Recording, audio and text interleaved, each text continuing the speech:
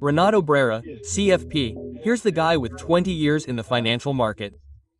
Then he sent this one. Look, are you surprised that a minister has a $22 million apartment in Miami? Imagine finding out that a minister has over $500 million, over $1 billion in land, horses, and cattle in his niece's name.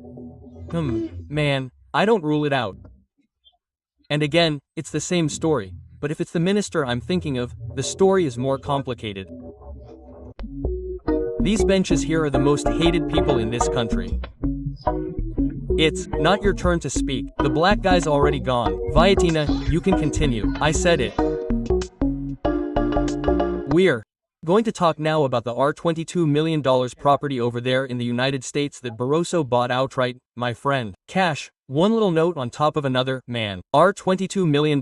That's not a small amount, man. It's a beautiful property, man, that he bought there. You're about to lose it, right? Because you know, even if he gives up, even if he resigns, right? This Magnitsky process can continue.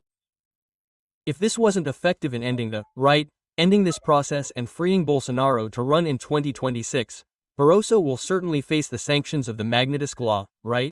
Let's understand this case here, because this story is really funny. Some people say the situation is much worse, right? And I agree, it is much worse. These people make a lot of money in the end, right? They hide their assets very easily. It's a tip for all of us, because I'm going to tell you, take this tip for yourself too. Do you know how Barroso did it? He created an offshore company in the Caribbean to put all his assets in his children's names. Wow, best solution, man. That's it. Excellent news. Thanks, Barroso, for the tip. This news was suggested by Admiral of the Paranoa aircraft carrier, San Peter Filet with Turguniev sauce, and several others. Thanks to the people who suggested news on our website novus@oberieber@cuteria.com. And thanks to you who are watching our video. If you like our content, please leave a like and subscribe to the channel, okay? Well, the news broke here on Plano News that Barroso paid cash for the $22 million property in the United States. Look how impressive that is, right? Look how impressive, right? Barroso, you know, is one of those most afraid of the magnificent law, because he would have the most to lose. This property, which is actually a property where his son lives in Miami, would be in the hands of an offshore company. What is an offshore company? It's a company outside of Brazil, outside of your country, right? If you live in Brazil, it would be a company outside of Brazil, an offshore company. This is very common because, for example, you know there are inheritance taxes. Here in Brazil, there's inheritance tax, there's ITCMD, inheritance tax. So, if you leave an apartment to your children, you and your children will pay a lot to have that apartment. What's the solution people come up with?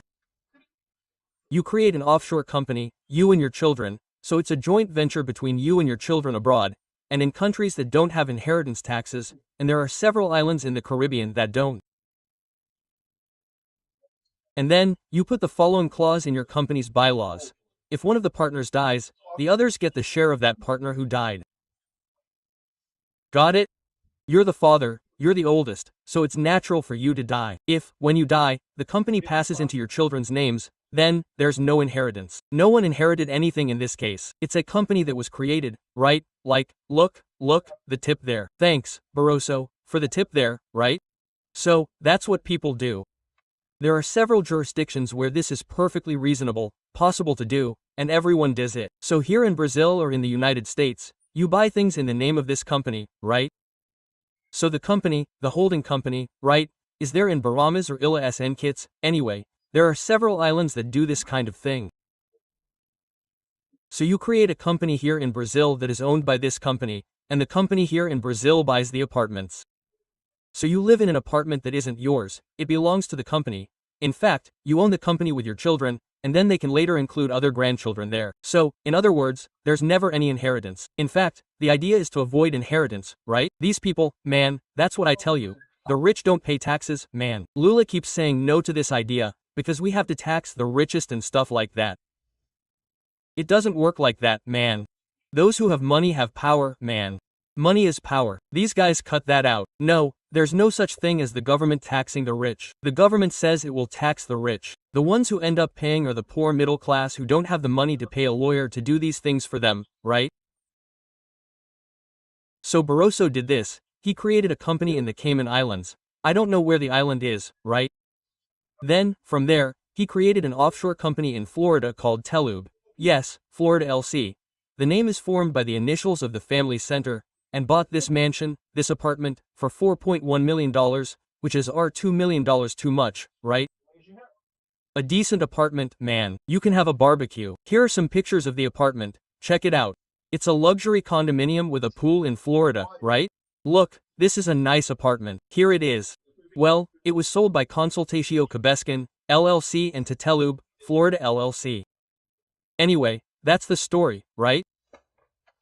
That's the wonderful thing. Great. I don't see anything wrong with that. Barroso ANCAP confirmed. That's it. Congratulations, Barroso. You did well. That's it. Just like that. Tax is theft. Don't pay that crap. So, Barroso did it. He did this. Now that's what people are talking about. Look, what's funny about this story, right? No, because look, but he was already rich with this, look. The 22 million property was bought in cash in 2013, before he became a Supreme Court justice. See, you idiots? Are you accusing Barroso of doing something wrong? He bought it before. He was a successful lawyer and all that. But then you might ask the following question. Hey, my friend, if you're a successful lawyer, making so much money, doing so well in life, what made you accept being a Supreme Court justice earning $40,000 a month? That's what I tell you, $40,000 a month. It's a good salary. $50,000 a month, I don't know, something like that, right? It's a good salary here in Brazil. It's a good, great salary here in Brazil. How many people earn $50,000 a month here in Brazil? Damn. Count on your fingers here, right? And count on Lula's fingers, right? You can't do it. You don't need to make 9 in the end, right? But the truth is, it's not a salary to make you a millionaire. How do these people become millionaires? With companies that are legal, and in fact, he already had a company before, he was already a well-known person before. So, there's nothing wrong with that. The only thing wrong with this story is why a guy who's already a millionaire, who has a company that makes a ton of money, give up all that to earn $40,000 a month. Think about it, it's because he's not going to earn $40,000 a month. He's going to transfer the company to his wife's name. I don't know in his case if it was his wife, or his son, right? Every person in the Supreme Court has a scheme, right? Either it's his wife, or his son, or his cousin, or his friend.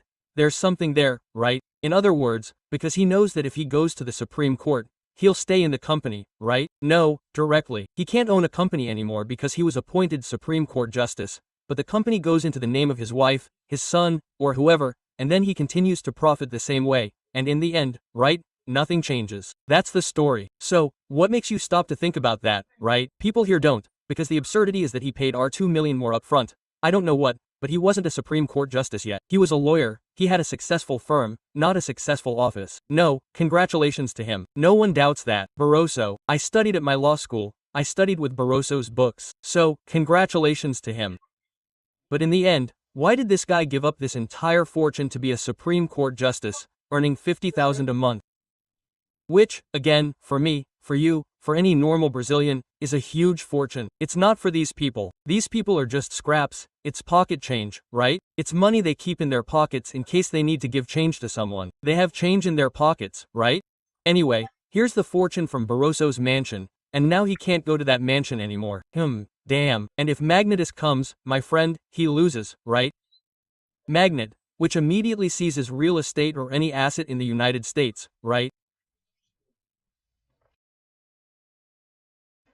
Then there was this other thing here, look. Renato Brera, CFP here, he's 20 years in the financial market. Then he sent this one here, look. Are you impressed that a minister has a 22 million apartment in Miami? Imagine finding out that a minister has more than $500 million, more than $1 billion in land, horses, and cattle in his niece's name. Well, man, I'm throwing it out there. And again, it's the same story. But if it's the minister I'm thinking of, the story is more complicated. I don't know. People are saying it, I'm not saying anything. It's people here on the internet who are saying it, okay? He's talking about Gilmar Mendes, that Gilmar Mendes would have this in his niece's name. I don't know if it's true. Gilmar Mendes has brothers, and his brothers have daughters, and there might be a niece who has some assets in her name. I don't know, there's no information at all. But why do I say that Gilmar Mendes is a complex case in this story? Because when Barroso became a minister of the Supreme Court, he already had a consolidated career. So he can turn around and say, no, because he already had a well-known office, I don't know what. Gilmar Mendes, he's been in politics the whole time. He was appointed by Fernando Henrique Cardoso. He was the Attorney General of the Union. He was appointed Attorney General by Fernando Henrique Cardoso. Then he was appointed to the Supreme Federal Court. In other words, he didn't have anything like that. He even had a law firm, but it was never a very important firm. Gilmar Mendes's entire life was spent in politics. And so if the guy managed to amass all that money in politics, it's because something's wrong, right? Well, they're saying here that there's a company called GMF Agropecuaria, which would be the company in his niece's name. I don't know if that's true. I don't know if it's Gilmar Mendes, in this case, but there must be a Supreme Federal Court justice who has a niece with something in her niece's name. Something. I don't rule it out. This kind of thing is very common there. People know that, right? A person's name is heavily targeted, so they put everything in the name of a relative, a trusted person, and so on.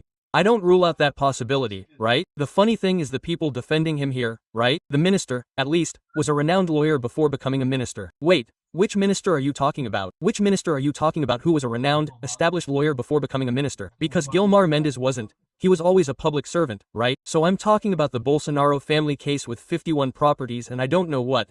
And this case is absurd, you know, right? Because it's Bolsonaro's extended family. He used second cousins, uncles, people completely distant from Bolsonaro to claim he owned 51 properties and I don't know what. At no point was it in cash. There was never any such thing as cash. The deeds mentioned legal tender, right, man? It's amazing how these people manipulate things, right? And here the guy didn't say anything. He said, look, there's a minister with more than $500 million, more than $1 billion in land, horses, and cattle, in his niece's name. People were hurt, man. People know who it is. I don't know who it is. They're saying here that it's Gilmar Mendes.